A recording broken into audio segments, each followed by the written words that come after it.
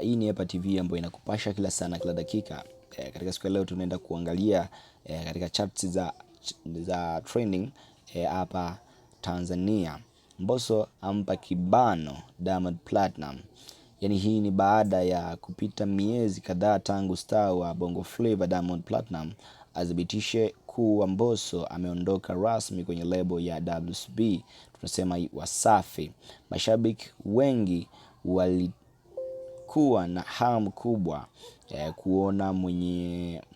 kuona mwelekeo mpya wa Mbosso Khan baada ya kutoka WCB kama msanii anayejitegemea.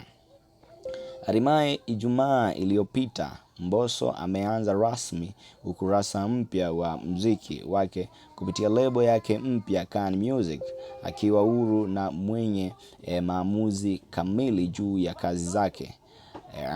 Amewapa mashabiki zawadi ya EP mpya yenye jina la Room Number 3 EP ambayo ina jumla ya nyimbo 7 kali kabisa.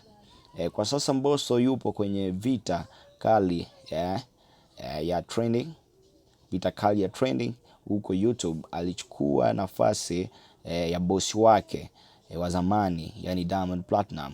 Nyimbo yake ya Power kutoka kwenye EP hiyo inaongoza kwa sasa kwenye charts ya trending ikiwa namba 1, huku wimbo wa Barnaba Classic aliyomshirikisha Diamond, yani ule wimbo unaitwa Salama, ikishika nafasi ya 2. Je, umesikiliza Room Number 3 ya EP ya Mbosso Khan?